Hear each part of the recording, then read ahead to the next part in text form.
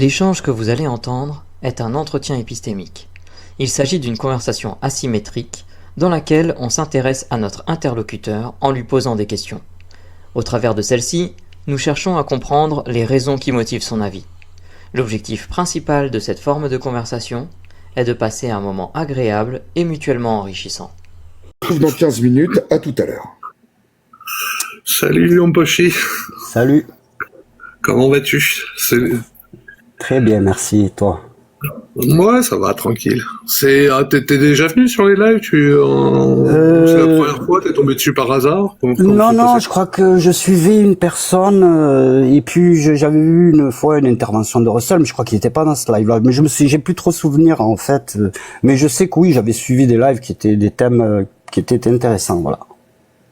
D'accord. Mais t'avais suivi des lives ici ou ailleurs, non, j'ai plus souvenir, mais je t'avoue que lorsque tu scrolles sur TikTok, ouais, je comprends. J'ai le même problème.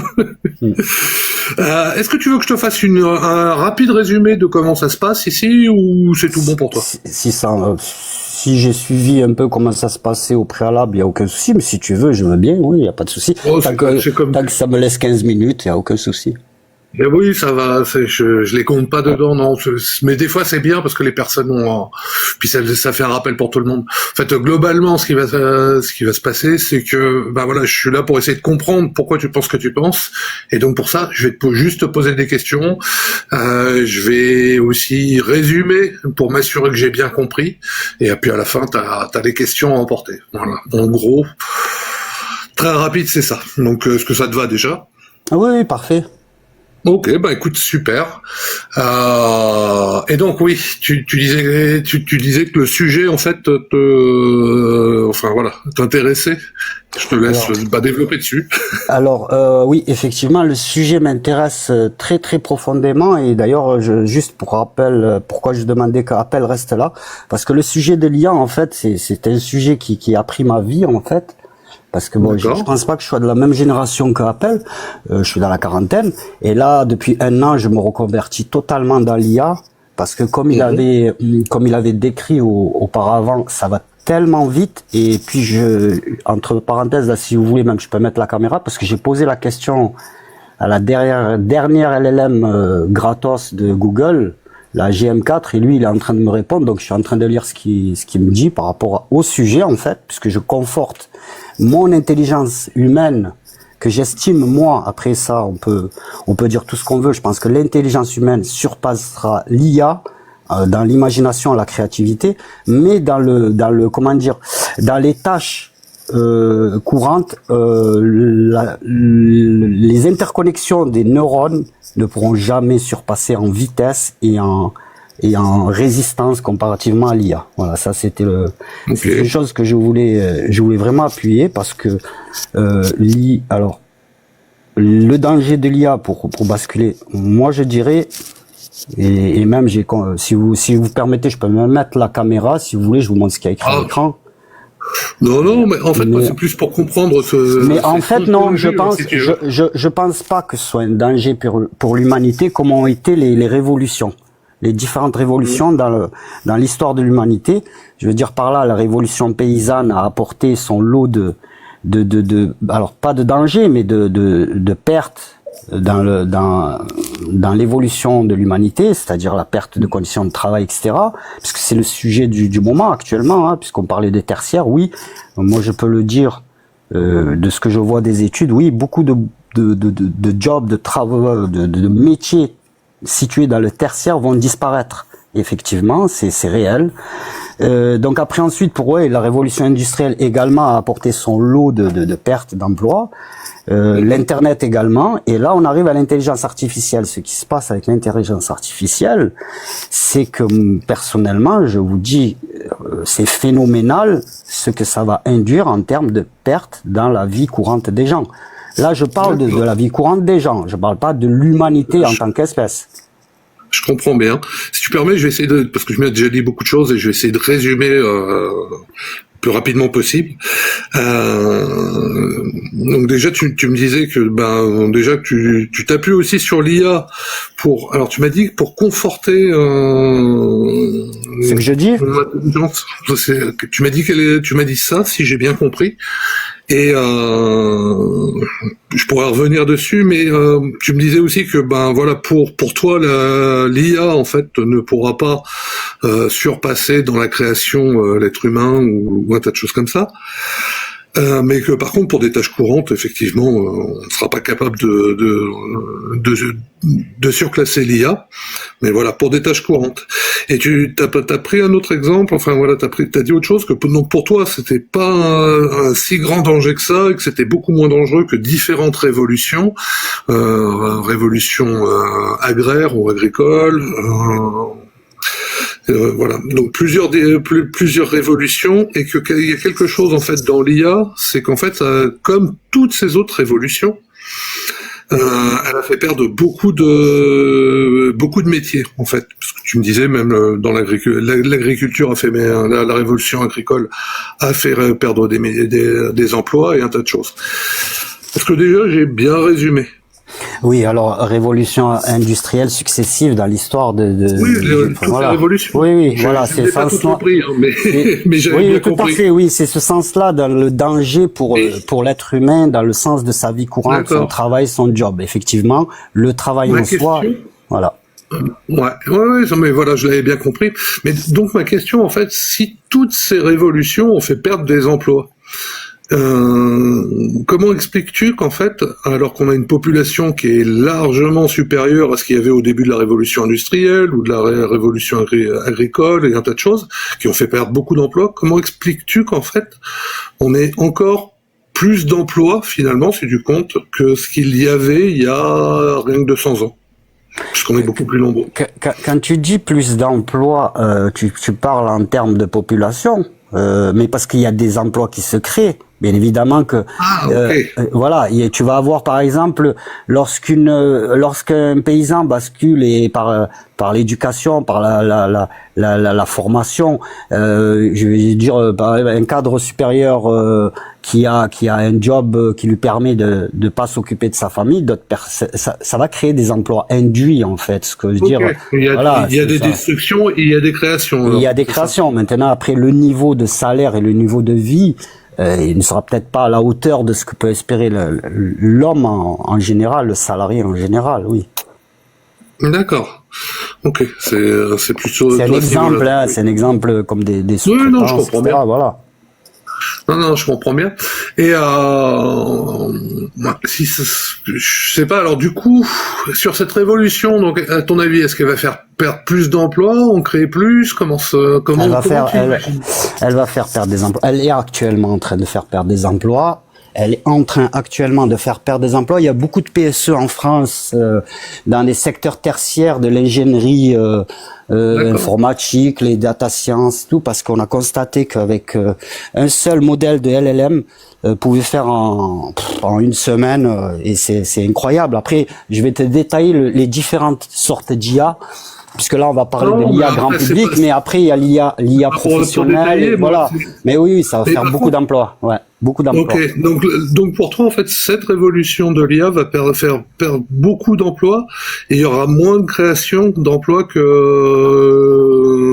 de perte d'emplois. Parce que j'ai bien compris. Alors là-dessus, moi, j'ai pas d'études, mais ça va faire perdre des emplois. Mais ça va en créer, puisque et en France d'ailleurs, il y a eu un plan gouvernemental de 300 millions d'euros qui a été mis en place pour oser l'IA. Ça c'est un programme qui a été mis en place, oui. Et beaucoup de jeunes générations sont invitées, même dans les entreprises, sont invitées à se familiariser beaucoup plus rapidement avec l'IA. Mais est-ce que tu penses que ça va faire perdre plus d'emplois que ça va en créer? C'est ça ma question en fait. Ah, ça, je peux pas. J'avoue comme question. Oui, mais...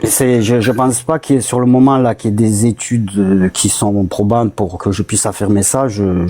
Mais je sais que il y a des emplois qui se perdent. D'ailleurs, il y a beaucoup de personnes qui sont invitées. Mais ce que j'aimerais comprendre alors, puisque tu vois, je t'ai parlé des autres révolutions justement, et je te demandais comment tu pouvais expliquer que finalement, tu me disais elles avaient fait perdre des emplois, tu m'as dit finalement elles en ont fait aussi gagner beaucoup. Et tu m'as dit en fait que tu avais moins peur de cette révolution sur l'intelligence artificielle que des révolutions précédentes. À cause des pertes d'emplois. Et ce que je ne comprends pas, c'est que si les autres ont fait créer plus d'emplois et que là, tu ne sais pas s'ils vont créer. Non, j'ai pas dit, excuse-moi, j'ai pas. Alors, j'ai mal compris. J'ai pas dit que j'avais pas peur de l'IA en tant que, comme une ingénierie artificielle qui ferait disparaître l'humanité dans le sens civilisationnel. Non, moi j'étais juste sur la dimension de l'emploi, qui était celle que tu avais amenée. Après, on peut aller sur l'autre voie après, mais moi c'était sur la dimension de l'emploi. Vraiment comme tu m'as dit que les autres évolutions finalement avaient été plus dangereuses à ce niveau-là que l'IA. J'aimerais comprendre en fait sur quelle base, pourquoi tu penses ça alors qu'en fait les autres ont créé plus d'emplois. Alors, moi je te dis ça parce qu'on a quand même une évolution du niveau académique, du niveau universitaire, des différentes générations successives qui arrivent, tu vois, pas parler de tous individuellement, mais nos parents et nos arrière-grands-parents étaient d'un niveau académique, scolaire, etc., d'un certain niveau, et plus on avance dans la vie, et plus on évolue. Et c'est vrai qu'à chaque fois, moi j'estime que je suis pas plus intelligent que mes parents ou quoi, mais voilà.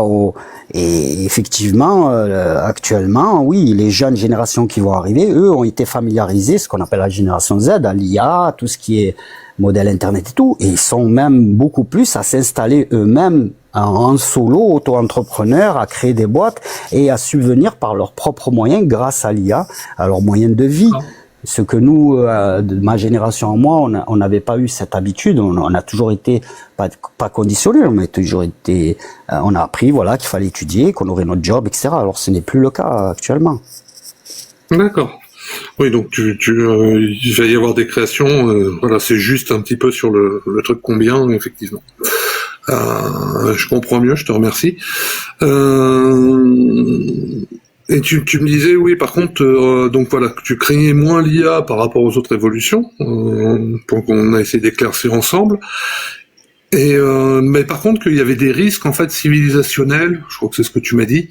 Si tu veux m'expliquer un petit peu ça, ce que tu. Alors, les risques majeurs. En fait, est-ce que tu peux me développer pour toi le risque majeur? Voilà, on en a peut-être plusieurs, mais le risque pour toi le majeur, et qu'est-ce qu'il faudrait faire pour le mitiger? Le risque majeur, ce serait comme là, ce qui se passe actuellement dans notre époque, ce serait qu'on ait un président d'un pays, un très grand pays, qui déciderait d'utiliser l'intelligence artificielle militaire ou d'autres domaines, parce que nous, on n'a pas accès à toutes les intelligences artificielles.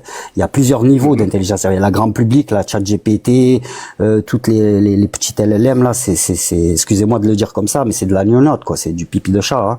C'est toutes les autres intelligences artificielles qui sont beaucoup plus évoluées, supérieures, et qui sont beaucoup plus conséquentes dans des supercalculateurs qui après ils ont des déclinaisons pour d'autres trucs. Lui, là, ce serait dangereux si un pays utilisait ça et l'injecterait dans des robots, voilà, dans l'armement, sous une sorte de néron, tu vois, qui deviendrait fou et qui sous aucun contrôle. Là, ce serait hyper dangereux, oui. Je pense. D'accord. Et qu'est-ce que tu peux imaginer en fait comme meilleur moyen de limiter ce risque? Est-ce que tu vois quelque chose? Alors moi je l'ai pas imaginé. Il y a des gens qui l'ont déjà anticipé, qui ont réfléchi. Donc c'est les grands dirigeants des grandes boîtes d'intelligence artificielle. Je vais citer Sam Altman, Dario Amadeo, qui est le PDG d'Anthropic aux États-Unis. Lui, surtout Dario Amadeo, et un écrivain qui avait déjà écrit un livre qui s'appelait Enoch Bostrom. Il parlait de Isaac Asimov à l'époque, qui parlait de l'intelligence artificielle, qu'il fallait avoir le contrôle au plus profond des fondements de l'intelligence artificielle. Parce que l'intelligence artificielle, en fait, si vous lui demandez est-ce que je suis néfaste pour l'humanité, elle va vous répondre moi, voilà, je suis pas néfaste, je suis un outil. C'est un outil lié. Voilà. Excuse-moi, peut-être que tu vas y venir, mais j'ai l'impression que comme on sait 15 minutes, c'est quoi? Tu me parlais d'un dirigeant de pays en fait qui militariserait ça. Et Je vois Ouais. pas dans ta réponse, j'ai du mal à comprendre en fait. Je sais pas. Imagine un pays comme la Corée du Nord, par exemple. Supposons la Corée du Ok. Nord. On va prendre un exemple. Voilà. Mhm. Ils ont ce qu'on appelle la bombe. Bon, bref, ils l'ont. Ok. Imaginons, ils développent une intelligence artificielle hors des clous Oui. des plus grandes puissances américaines qui détiennent tout sur l'intelligence artificielle. Nous, l'Europe, on est en retard. Mais imaginons, il en développe lui une et il l'utilise à des visées, voilà, militaires. Là, ce serait extrêmement Ouais. dangereux pour l'humanité. Oui. Ça, j'ai compris. Mais ma question, en fait, c'était qu'est-ce que tu pourrais imaginer, en fait, pour limiter ce risque? Ou est-ce que tu es capable d'imaginer, ou est-ce que tu vois quelque chose pour limiter ce risque? Ah ben le seul bon sens de l'être humain, comme la bombe atomique en fait, c'est de se dire voilà, c'est dissuasif et ça ne peut pas être contrôle. Ça pourrait échapper au contrôle parce que là, comme l'a dit Apple tout à l'heure, ça va tellement vite et ils se sont même aperçus que des intelligences artificielles, malgré des garde-fous, des sécurités, arrivent à contourner. C'est-à-dire que techniquement, bon moi je suis comme tout le monde, hein, je me suis intéressé à ça. Mais oui, je n'ai pas de visibilité, mais si jamais ça devenait fou et hors de contrôle, oui, il y aurait un gros risque. C'est pour D'accord. ça que l'humain, c'est Mais du coup, c'est l'intelligence l'humain. humaine, En c'est fait, l'humain. le meilleur moyen, c'est, tu me disais, si des dirigeants militarisent, les dirigeants sont des humains, et finalement, tu me disais, le meilleur moyen de limiter ça, en fait, c'est que les dirigeants ne l'utilisent pas, un peu comme la bombe atomique. Est-ce que je présume bien ce que tu m'as dit? Oui, parce que s'il y aurait quelqu'un qui, en déficience, en armement et tout, aurait l'idée géniale d'utiliser des robots sous intelligence artificielle autonome et de les envoyer comme ça traverser les frontières armées sans aucun contrôle comme des drones, si ce dirigeant-là venait à exister et qu'il n'aurait pas été contrôlé par un parlement ou par un congrès ou quoi que ce soit, qu'il aurait la liberté de faire ce qu'il veut, ce que je n'ose pas imaginer, hein, ça serait totalement fou quoi de penser. Imaginez ça, encore une fois, c'est de l'imagination, hein, parce que tu me demandes. Hein. Oui, non, mais je comprends. Mais du coup, c'est aussi un dirigeant peut utiliser l'arme nucléaire et avec tout ce que ça implique. Tout à fait, ouais. D'accord. En tout cas, je te remercie pour cette conversation. On arrive aux 15 minutes. Et comme tu as pu entendre, il y a peut-être des questions emportées pour toi qui sont pas pour répondre tout de suite, sauf si tu as la réponse en une phrase, quoi, très rapide. Mais sinon, c'est plus pour réfléchir en fait. Donc je sais pas, quelqu'un a une question On va faire dans l'ordre. John, Régis, Progix, Terra, Mélanie et Russell. J'ai pas de questions de mon côté.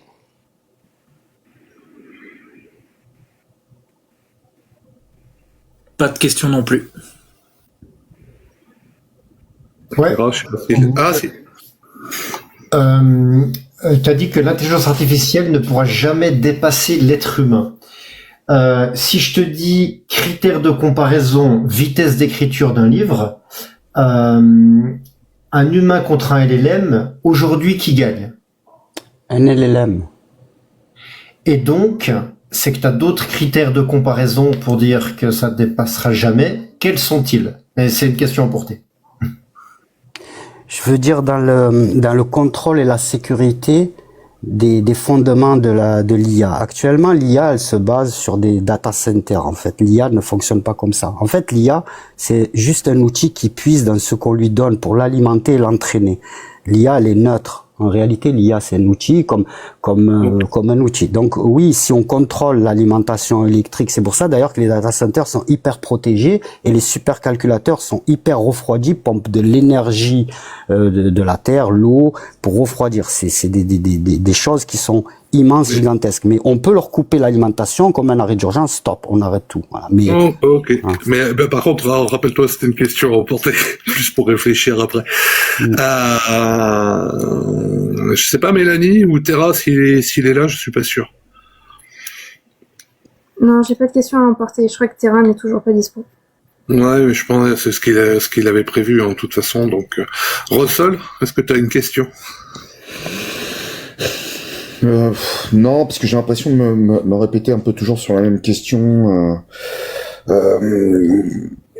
Moi, en fait, si j'aurais vraiment une envie de refaire un entretien sur ce claim que l'IA ne sera jamais plus intelligente que l'homme, quoi. Mais non, donc j'ai pas de questions.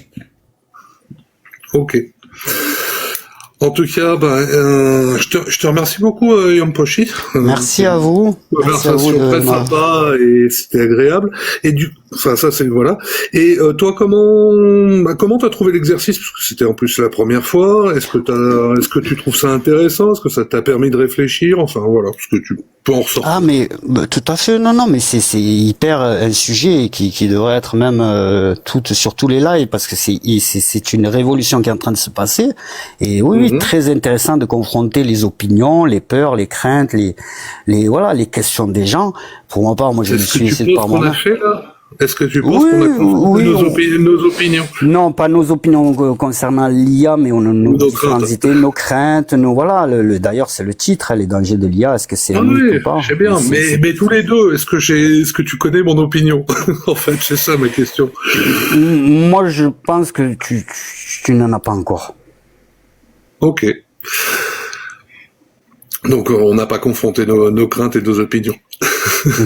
En fait, ça fait partie de l'exercice.